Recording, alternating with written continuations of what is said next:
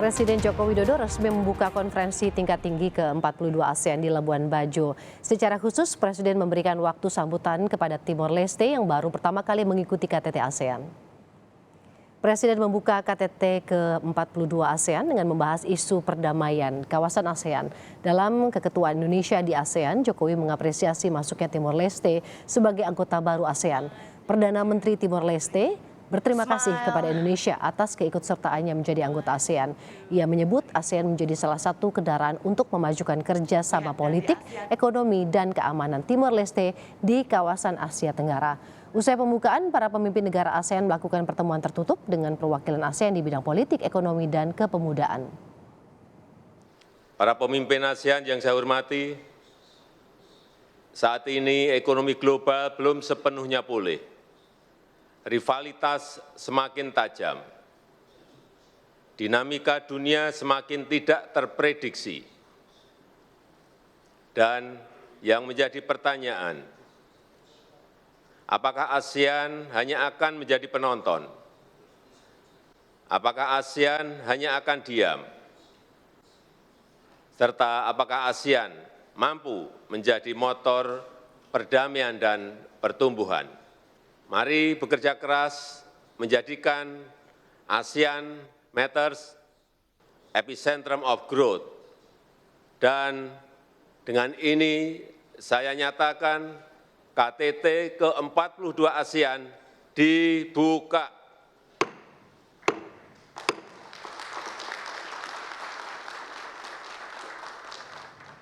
Informasi terkini dari pertemuan puncak konferensi tingkat tinggi ke-42 ASEAN 2023 akan kita tanyakan langsung dengan jurnalis Kompas TV, ada Alfania Rizky di Arena Media Center KTT ASEAN di Labuan Bajo. Alfa, selamat siang. Apa saja yang menjadi fokus pembahasan atau agenda konferensi hari ini?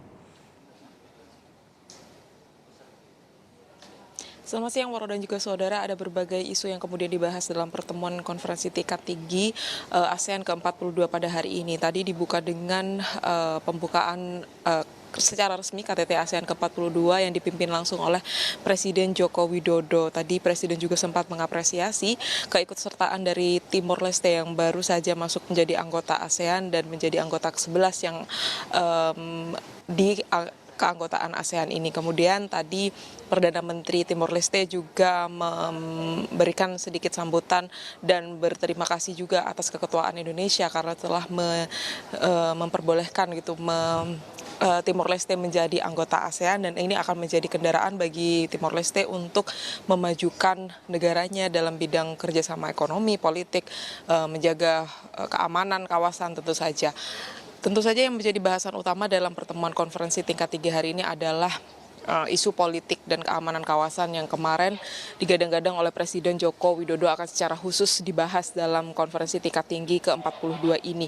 Isu politik dan keamanan ini khususnya di kawasan negara Myanmar ini menjadi isu yang penting karena dampaknya terhadap keamanan kawasan ASEAN dan juga negara-negara di sekitarnya. Tetapi Presiden menyebut ada dua isu besar yang kemudian akan dibahas dalam pertemuan pimpinan negara pada esok hari. Yang pertama yaitu konflik di Myanmar, bagaimana menyelesaikan konflik di sana dengan 5 konsensus yang sudah disepakati oleh negara anggota ASEAN, dan juga isu tindak pidana perdagangan orang yang harus diselesaikan begitu dari hulu hingga hilir. Ini dua isu ini yang kemudian terus digaungkan oleh Presiden Joko Widodo dalam keketuaannya di ASEAN.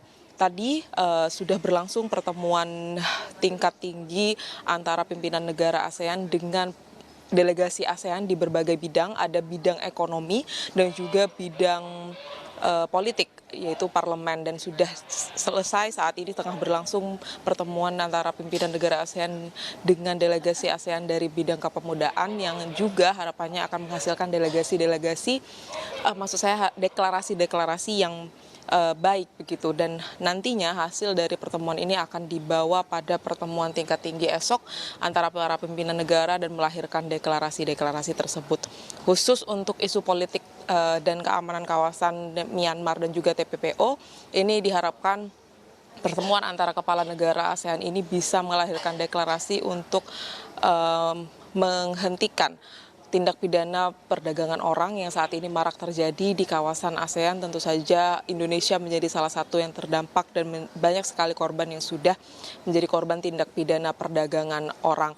Tadi dikonfirmasi ada 8 negara ASEAN, anggota ASEAN yang hadir dalam KTT ke-42 ini kecuali Myanmar yang memang memilih untuk tidak hadir walaupun sudah diberikan kursi tetap pada ruang pertemuan. Tadi saya melihat ada 1 kursi kosong dengan bendera Myanmar, tapi memang Myanmar tidak datang, dan kemudian Thailand yang memang tidak bisa datang karena harus menyelenggarakan pemilihan umum pada 14 Mei 2023 mendatang. Nanti malam akan ada jamuan makan malam yang dipimpin langsung oleh Presiden Joko Widodo untuk kemudian bisa berbincang santai begitu dengan para pimpinan negara ASEAN, dan dilanjutkan pada acara puncak esok hari untuk mengetahui apa hasil dari pertemuan KTT ASEAN ke-42 ini dan deklarasi-deklarasi apa tentu saja yang bisa meningkatkan kerjasama menjaga keamanan kawasan di ASEAN.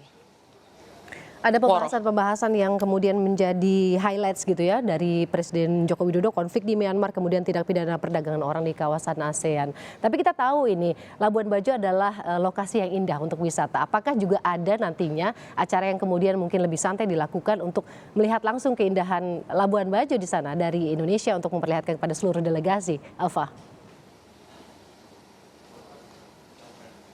Ya, tadi pada penerimaan pimpinan negara di Hotel Murorah di awal Presiden menyambut para pimpinan negara yang tiba di hotel atau di venue utama. Ini sempat para pemimpin negara ini menengok di belakang Hotel Murorah. Ini memang sudah ada pinisi yang terparkir di sana sembari dengan pemandangan indah dari Labuan Bajo. Kemudian nanti malam di acara jamuan makan malam juga saya juga sempat ikut mengecek ke sana begitu, memang di sana tempatnya sangat indah dan akan dilakukan juga ada kembang api begitu sehingga bisa menghibur para pemimpin negara di tengah pertemuan serius dan bahasan-bahasan serius yang diharapkan bisa menghasilkan deklarasi KTT ASEAN ke-42 ini. Woro. Baik, terima kasih jurnalis Kompas TV Alfania Rizky dari Arena Media Center KTT ASEAN di Labuan Bajo, Nusa Tenggara Timur.